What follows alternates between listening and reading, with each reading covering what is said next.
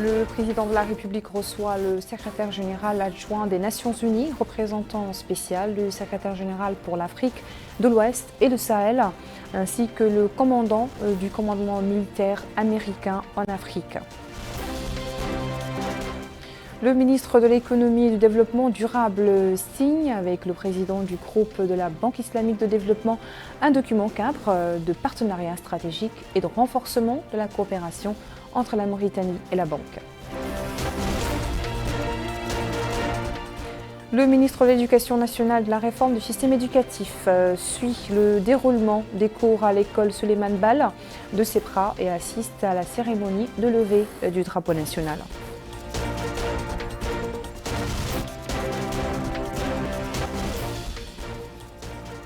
Bonsoir et merci de rejoindre à nous dans ce journal. Le président de la République, Mohamed Chérif El Ghazouani, a reçu en audience aujourd'hui au palais présidentiel une délégation des Nations Unies conduite par Leonardo Santos Simaou, secrétaire général adjoint des Nations Unies, représentant spécial du secrétaire général pour l'Afrique de l'Ouest et le Sahel, avec comme membre Elisabeth Espihar, secrétaire général des Nations Unies pour appui à la consolidation de la paix. La réunion a porté sur les domaines de coopération entre la Mauritanie et cet organe onusien, ainsi que les moyens de les développer, les renforcer et les questions d'intérêt commun. Le représentant spécial du secrétaire général des Nations Unies pour l'Afrique de l'Ouest et le Sahel a fait une déclaration à l'issue de cet entretien que je vous invite à suivre. Les efforts que le pays fait, la Mauritanie fait, d'accueillir les réfugiés, les immigrés de la région et de les donner l'assistance qu'il a besoin. Nous avons aussi salué les efforts que le pays fait de construire, de bâtir une société démocratique avec un dialogue interne vers la stabilité du pays. Et même aussi de l'influence que le pays peut faire pour apporter la paix et la stabilité dans la région. Donc, je voulais profiter de cette occasion pour saluer tous les efforts que le pays fait, pas seulement pour construire une société pacifique, harmonisée, mais aussi le soutien politique et humanitaire qu'il donne à citoyens d'autres pays qui cherchent en Mauritanie la sécurité dont ils ont besoin. Elisabeth Espihar, secrétaire générale adjointe du Bureau pour l'appui de la consolidation de la paix, a fait également une déclaration. Une visite avec une délégation de partenaires qui travaillent avec nous en faveur de la consolidation de la paix autour du monde. On est ravis d'être ici en Mauritanie. Pour moi, c'est la première fois que je visite votre beau pays et j'ai très hâte de connaître un peu plus les différents coins de ce pays. Et nous allons avoir l'occasion à partir de demain de visiter plusieurs régions. On sera à Baskoulou, on sera à Sidi Babi et aussi à Nema. On vient d'avoir une rencontre avec son Excellence le Président de la République et ça a été un honneur pour moi de le rencontrer. J'ai eu l'occasion donc de lui parler et de saluer les efforts très importants de ce pays en matière de développement, de renforcement de vos institutions, de promotion des droits humains, d'aide aux migrants et vos préoccupations en matière de changement climatique. Je lui ai rassuré de l'appui des Nations Unies. Nous voulons continuer à accompagner ce pays sur son trajet extrêmement important envers le développement durable et envers la paix durable. Donc, j'ai renforcé ce point. Nous sommes avec vous et nous apprécions tous les efforts de la Mauritanie en matière non seulement du développement et des progrès dans le propre pays, mais aussi l'influence et l'exemple positif que vous représentez dans cette région. Autre audience du président de la République, celui où il a reçu le commandant du commandement militaire américain en Afrique, AFRICOM, le général Michael Langley. La réunion s'est déroulée en présence du commandant de l'état-major général des forces armées, le général de corps d'armée Mortal Bellah Shaban, du commandant de l'état-major spécial du président de la République, du lieutenant général de la marine Isselkou Cheikh El Wali et de l'ambassadrice des Nations Unies en Mauritanie Cynthia Kirsch. À l'issue de l'audience, le général Michael Langley a déclaré que les États-Unis d'Amérique louent le rôle à long terme de la Mauritanie dans la lutte contre le terrorisme et la prévention de l'extrémisme violent dans la région du Sahel. Il note que son pays apprécie également le leadership de la Mauritanie dans le domaine de la sécurité régionale, d'autant plus qu'elle est le pays hôte du secrétariat exécutif du G5 Sahel et du collège de défense de ce groupe. Il a expliqué avoir eu des échanges fructueux avec le président de la République sur la forte coopération sécuritaire entre les deux pays et les moyens de la renforcer, et que sa visite en Mauritanie illustre l'engagement du président des États-Unis d'Amérique, Joe Biden, quant au renforcement des relations avec les partenaires africains. Le ministre de la Défense nationale, Hanana Sidi, a également reçu en audience le commandant de AFRICOM et sa délégation. La rencontre a porté sur les domaines de coopération militaire entre la Mauritanie et les États-Unis d'Amérique et ses perspectives d'avenir. Elle s'est déroulée en présence du général de corps d'armée Mortal Bellah Shaban, chef d'état-major général des forces armées, du général Mohamed Cheikh Beida, commandant des forces spéciales, et du colonel Sidi Mohamed Hamadi, directeur des relations extérieures au ministère de la Défense nationale. Le ministre de l'économie et du développement durable, Abdessalam Mohamed Salah, a signé hier à Nouakchott avec le président du groupe de la Banque islamique de développement, Mohamed Ben Selman El Jasser, un accord cadre de partenariat stratégique entre la Mauritanie et la BID. Cet accord cadre porte sur les perspectives et le développement de la coopération future entre les deux parties et la définition de ses axes principaux pour la période 2024-2026. Bokar Baylaba. Cet accord cadre porte sur les perspectives et le développement de la coopération future entre la Mauritanie et la Banque islamique de développement et la définition de ses axes principaux pour la période 2024-2026. Et dans une allocution prononcée pour la circonstance, le ministre de l'économie et du développement durable, Abdessalam Mohamed Salah, a souligné le rôle prééminent de la Banque islamique de développement, considérée comme étant l'un des principaux partenaires de la Mauritanie en matière de développement. Il a noté que cet accord stratégique permettra d'élargir le partenariat dans un avenir proche et de le mener vers de plus larges horizons. Le ministre de l'économie et du développement durable a déclaré que son département ouvrira à coordonner entre les différents organismes gouvernementaux au sujet de l'élaboration de la stratégie de partenariat dans sa forme finale, et ce à travers une équipe conjointe entre la banque et le ministère. Autre allocution, c'est celle faite par le président du groupe de la Banque islamique de développement, Mohamed Ben Suleiman El Jasser, qui a tenu à souligner que le présent document vise à établir un partenariat incluant des futurs programmes entre son institution et notre pays. Il a indiqué que les domaines de coopération incluront le soutien aux efforts du gouvernement visant à lutter contre la pauvreté en plus du soutien au secteur privé, ainsi que le développement des finances islamiques et le renforcement des capacités dans l'agriculture et d'autres domaines. Pour rappel, la Mauritanie et la Banque islamique de développement entretiennent des relations de coopération depuis les années 1970, au cours desquelles de nombreux projets de développement ont été financés par la banque dans plusieurs secteurs vitaux. Le ministre de l'Éducation nationale et de la réforme du système éducatif, Mortal Dahi, a assisté ce matin au cours de l'école Souleymane Baal. Au cours de cette visite, il a écouté l'hymne national entonné par les élèves et a assisté à la cérémonie de levée de drapeau dans cet établissement. Le compte-rendu est signé Mohamed Khatat. C'est une tournée du ministre de l'Éducation nationale et de la réforme du système éducatif, M. Mokhtar Ould-Dahi, dans les établissements scolaires qui visent à passer en revue le niveau d'assiduité du personnel éducatif et des élèves.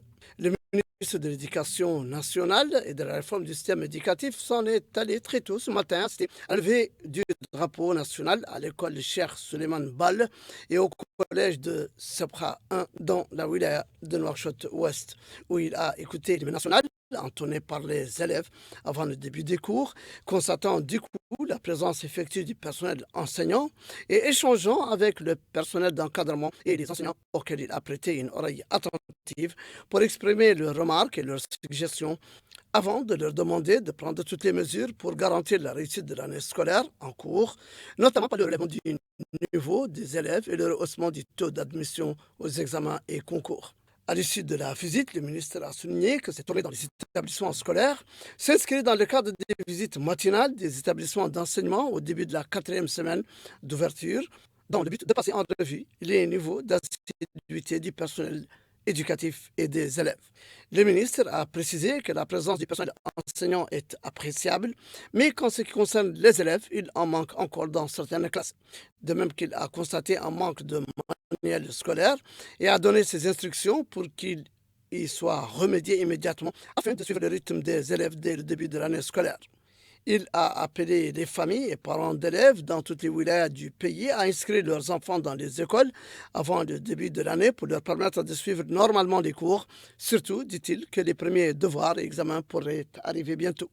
C'est dire que les visites de terrain dans les écoles se poursuivent pour la 4e semaine consécutive dans le but d'obtenir de meilleurs résultats cette année et, pour ainsi dire, asseoir des bases solides pour l'école républicaine, cher au président de la République. La Commission des relations extérieures de l'Assemblée nationale a consacré la séance tenue ce lundi sous la présidence de Vala Sidina Ali Mili, vice-présidente de la Commission, à l'examen et à la discussion du projet de loi numéro 021-23 autorisant la ratification d'un traité d'amitié, de bon voisinage et de coopération signé à Madrid le 24 juillet 2008 entre la Mauritanie et l'Espagne. Au cours de la réunion, la Commission a suivi une présentation faite par le ministre des Affaires étrangères, de la coopération et des Mauritaniens de l'extérieur, Mohamed Salem Merzouk, dans laquelle il a abordé les objectifs et les dispositions de l'accord en question. Il a souligné que l'accord vise, entre autres objectifs, à encourager et dynamiser la coopération économique et financière entre les deux parties, ainsi que la coopération dans le domaine de la défense sur la base de l'accord dans ce domaine signé en 1989. Au cours de la réunion tenue aujourd'hui présidée par Mohamed Lemine Sidi Mouloud, la commission des affaires économiques de l'Assemblée nationale a discuté des deux projets de loi suivants. Projet de loi numéro 23-019 autorisant la ratification de la convention de financement signée le 8 juin 2023 entre la Mauritanie et l'Association internationale de développement destinée à contribuer au financement du projet d'harmonisation et d'amélioration des statistiques en Afrique occidentale et centrale. Projet de loi numéro 23-020 autorisant la ratification de la convention de financement signée le 20 mars 2023 entre la Mauritanie et le Fonds international de développement agricole relative au financement du programme régional conjoint du Sahel pour faire face aux défis de la Covid-19, des conflits et du changement climatique en Mauritanie. Au cours de la réunion, la Commission a suivi une présentation faite par le ministre de l'économie et du développement durable, Abdessalem Mohamed Salah, a expliqué qu'il s'agit d'appuyer le plan d'action prioritaire visant à bâtir un système statistique efficace et accrédité à l'horizon 2030. Concernant le deuxième projet de loi, le ministre a fait observer que le programme régional conjoint pour le Sahel vise à renforcer la capacité et la résilience des populations africaines les plus vulnérables de la région du Sahel afin d'atténuer les effets et les répercussions de la crise Covid-19. les travaux d'un atelier d'information sur le projet Initiation inclusive aux technologies de l'information à des fins éducatives dans les écoles primaires pilotes en Mauritanie ont été ouverts ce matin. La rencontre est organisée par le ministère de l'Éducation nationale, de la réforme du système éducatif. Bokar Bailaba nous en dit plus. Cet atelier vise à introduire les technologies de l'information et de la communication dans les écoles primaires, en lançant la phase expérimentale dans certains établissements du pays. L'objectif est d'en faire des écoles pilotes dotées de toutes les capacités pédagogiques et scientifiques. Et dans une allocution prononcée à cette occasion, le secrétaire général du ministère de l'Éducation nationale et de la réforme du système éducatif, Sidi Moulaye Zen, a salué l'organisation de cet atelier et ses objectifs qui visent à introduire le système d'information dans la gestion administrative et pédagogique dans les écoles primaires. Il a indiqué que développer l'éducation, la moderniser et améliorer sa qualité sont au premier rang des priorités du président de la République, M. Mohamed Cheikh Al-Ghazouani, à travers les programmes mis en œuvre par le gouvernement. Pour la coopération allemande, le monde vit à l'ère des technologies de l'information et de la communication qui font désormais partie de notre quotidien, d'où la nécessité de modifier les méthodes d'apprentissage. Nous vivons aujourd'hui à une époque où les technologies de l'information et de la communication ont envahi notre quotidien, modifiant nos manières de travailler, de communiquer et d'apprendre. Dans le domaine de l'éducation, les technologies de l'information et de la communication offrent des opportunités inédites pour l'apprentissage interactif, personnalisé et à distance. Elles permettent d'innover dans les méthodes pédagogiques, de favoriser la collaboration et bien de renforcer l'inclusion. La Mauritanie, consciente de ces enjeux, a entrepris des démarches ambitieuses pour intégrer les technologies de l'information et de la communication dans ses politiques sectorielles. Notamment, lors de la crise de la Covid-19, le ministère de l'Éducation a su saisir l'importance de ces outils pour assurer la continuité pédagogique. La création du ministère de la Transition numérique confirme cette orientation, visant à moderniser l'administration et à fournir le soutien nécessaire aux structures pour leur digitalisation. Les participants ont été appelés à tirer pleinement parti des avantages des technologies de l'information et de la communication à l'école à travers une formation adéquate pour les enseignants et garantir un accès équitable à la technologie pour tous les élèves. Éducation, toujours à Nouakchott, est ouvert aujourd'hui également notre atelier éducatif sur les technologies de l'information et de la communication à l'école normale de Nouakchott. Les participants ont suivi une formation en informatique, les nouveaux outils numériques et les moyens de les utiliser à des fins administratives et pédagogiques. Mohamed Khatat. Il s'agit d'un atelier de formation des référents numériques de la direction de l'informatique, de la documentation et de la dématérialisation et des référents des technologies de l'information et de la communication des écoles normales d'instituteurs organisées par des projets d'appui au système éducatif mauritanien financés par le Fonds français de solidarité des projets innovants. L'occasion pour le secrétaire général du ministère de l'Éducation nationale et de la réforme du système éducatif de souligner que l'atelier s'inscrit dans le cadre du programme du président de la République, M. Mohamed Cheikh Al-Ghazouani, qui fait de l'éducation nationale la priorité des priorités, de même qu'il s'inscrit conformément à la décision du gouvernement de réformer les écoles de formation des instituteurs, accompagnant ainsi la loi d'orientation du système éducatif national instituant l'école républicaine. C'est, a-t-il dit, un projet d'appui au système éducatif mauritanien, ASEM-SCAC, qui œuvre au soutien de la restructuration des écoles normales des instituteurs chargés de la formation initiale, qui est la pierre angulaire de toute opération de réforme réfléchie et durable. D'où cette formation sur les technologies de l'information et de la communication dans le domaine de l'enseignement, permettant de disposer de box pédagogiques numériques, EdBox, avec des contenus conformes à nos programmes éducatifs nationaux qui reprennent les connaissances essentielles et les méthodes devant être acquises au cours de chaque cycle. Lui, emboîtant le pas, le coordinateur du projet d'appui au système éducatif mauritanien, M. Mohamed Valou Le Koueri, a déclaré: Ce projet a été conçu en co-construction avec l'ensemble des directions du ministère de l'Éducation nationale et il vise particulièrement à appuyer la restructuration des écoles normales d'instituteurs chargés de la formation initiale. Le projet comprend 3 composantes opérationnelles. Une composante qui s'occupe donc de la formation initiale, d'appui à la formation initiale, à travers un certain nombre d'activités, notamment une activité de co-construction avec un partenaire international en France, qui est le Centre de linguistique appliquée, de 2 modules de didactique du français et de l'arabe. De son côté, le chargé de coopération pédagogique au niveau de l'ambassade de France à Nouakchott a précisé. C'est dans le cadre d'une longue tradition de coopération bilatérale entre nos 2 pays que je désire délivrer ici ces quelques mots. Tout d'abord, pour souhaiter la bienvenue à notre hôte Thierry Qualac, qui je sais qu'il déploie des efforts considérables pour que la formation numérique aux EDBox puisse se faire dans les meilleures conditions et surtout dans les temps. Ensuite, pour marquer la satisfaction de l'ambassade de participer à ce beau projet, qu'est le Fonds de solidarité prioritaire pour l'éducation, venant en appui au système éducatif mauritanien.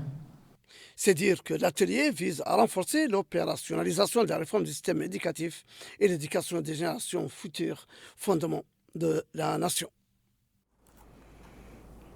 Nouakchott a abrité également ce lundi un renforcement de capacités techniques sur la revision des protocoles et normes de procédure de la santé de la reproduction. Une rencontre organisée par le Programme national de la santé reproductive en coopération avec le projet Bishra 2, l'Organisation mondiale de la santé et la Banque islamique de développement. Bokar Belaba.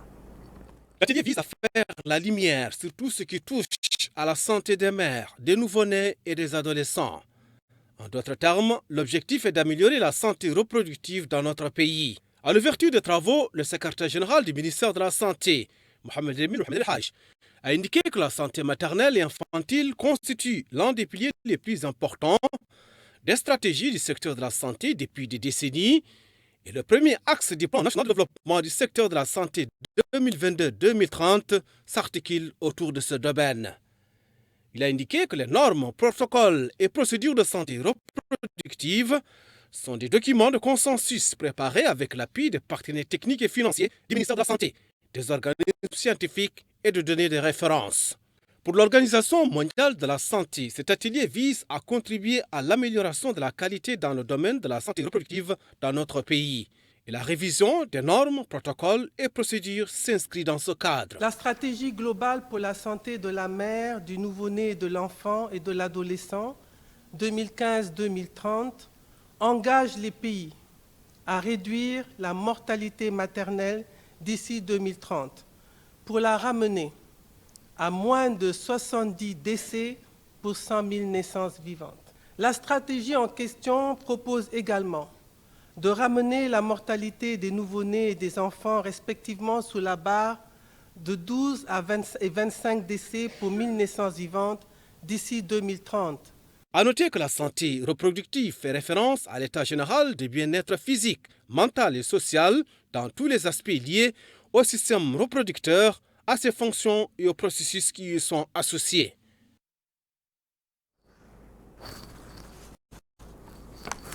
Les travaux de séance de formation de 3 jours se sont ouverts ce matin sur les procédures de transfusion sanguine à Nouakchott. L'objectif visé est le renforcement des capacités des participants dans le domaine de l'utilisation rationnelle et optimale des matières sanguines, ainsi que les procédures suivies dans le domaine de leur transfusion. Malika Nekli. La transfusion sanguine est un acte médical qui sauve des millions de personnes chaque année, d'où l'importance donnée à cette problématique qui est l'objet d'un atelier de formation de 3 jours à Nouakchott. Cette formation vise à renforcer les capacités des participants dans ce domaine quant à l'utilisation rationnelle et optimale des matières sanguines ainsi que les procédures suivies dans le domaine de leur transfusion. Le secrétaire général du ministère de la Santé, M. Mohamed El Haj, a indiqué que le Centre national de transfusion sanguine a enregistré ces dernières années une progression du nombre de dons de sang et du nombre de poches délivrées aux structures sanitaires. Cependant, du fait de l'augmentation permanente des besoins et de l'utilisation non rationnelle du sang, le système de transfusion sanguine ne parvient pas à satisfaire tous les besoins des populations en sang et produits sanguins. Il a fait observer que l'utilisation rationnelle des produits sanguins et les bonnes pratiques transfusionnelles contribuent à améliorer la disponibilité du sang et la sécurité transfusionnelle. L'utilisation non rationnelle des produits sanguins est à l'origine de transfusions non indispensables, exposant les malades à des risques supplémentaires et créant des pénuries de sang évitables. En effet, toute transfusion sanguine comporte des risques qui imposent une utilisation de produits sanguins sûrs et dans des situations où cela est jugé indispensable. Le secrétaire général du ministère de la Santé a précisé que l'atelier de formation a pour objectif de former le personnel médical sur ces directives et les procédures à mettre en place dans les structures hospitalières afin d'améliorer les pratiques et la sécurité transfusionnelle.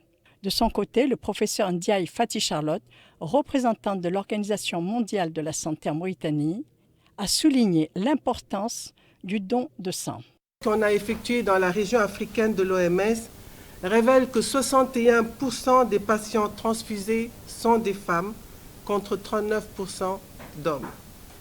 Contrairement aux pays développés, 67,4% des patients transfusés en Afrique ont moins de 45 ans. La chaîne pour la mise à disposition de sang sûr et de qualité assurée répond à des règles de bonne pratique comprenant plusieurs étapes, dont la collecte de sang, la préparation, l'analyse du sang, le stockage, la distribution et l'utilisation clinique du sang. Quant à la directrice du Centre national de transfusion sanguine, Mme Ba, elle expliquait que le centre a enregistré des progrès remarquables ces dernières années dans le domaine de la transfusion sanguine. Le Centre national de transfusion sanguine a enregistré ces dernières années une progression du nombre de dons de sang et du nombre de poches délivrées aux structures sanitaires.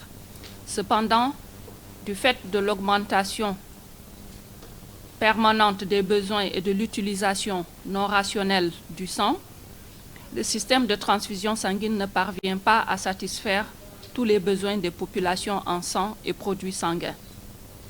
Dans ce contexte particulièrement, en parallèle des mesures visant à renforcer le nombre de dons de sang, il est important que l'utilisation du sang réponde aux exigences des bonnes pratiques transfusionnelles afin que les produits sanguins disponibles soient utilisés à bon escient. Des contrats de subvention financière au profit des associations de jeunesse et des fédérations nationales œuvrant dans le domaine du sport des jeunes ont été octroyés dans le cadre du projet de prévention des conflits et de promotion du dialogue interculturel SAMAR. C'était ce matin à Nouakchott. Mohamed Khatat.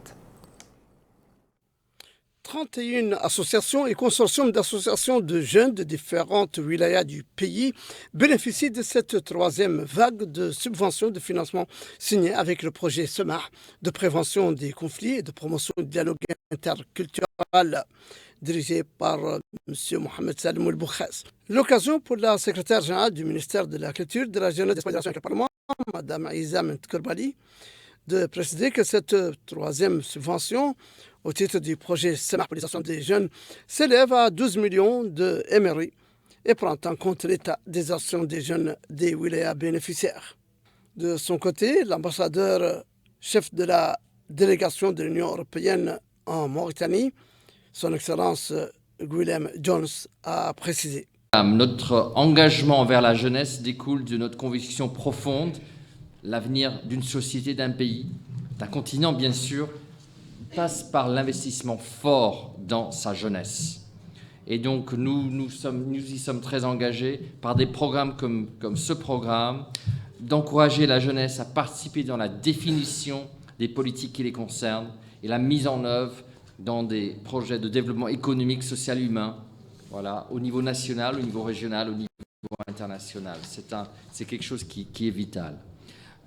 Vital parce que le potentiel de la jeunesse, nous devons aider cette jeunesse à pouvoir s'exprimer pour faire valoir ce potentiel et transformer ce potentiel en réalisation concrète. Il convient de noter que cette troisième subvention financière fournie par le projet SAMAR, financé par l'Union européenne en coopération avec l'État mauritanien, bénéficie à de nombreux jeunes dans les wilayas du Tagant, du Brakna, du Tarzad, de Nouadhibou, de l'Adrar, du Tirzamour, ainsi que les 3 wilayas de Nouakchott. C'est ainsi que prend fin notre journal. Merci à vous de votre attention. Le rappel des principaux titres. Le président de la République reçoit le secrétaire adjoint des Nations Unies, représentant spécial du secrétaire général pour l'Afrique de l'Ouest et le Sahel, ainsi que le commandant du commandement militaire américain en Afrique. Le ministre de l'économie et du développement durable signe avec le président du groupe de la Banque islamique de développement un document cadre de partenariat stratégique et de renforcement de la coopération entre la Mauritanie et la banque. Le ministre de l'Éducation nationale de la réforme du système éducatif suit le déroulement des cours à l'école Souleymane Baal de Sebra et assiste à la cérémonie de levée du drapeau national.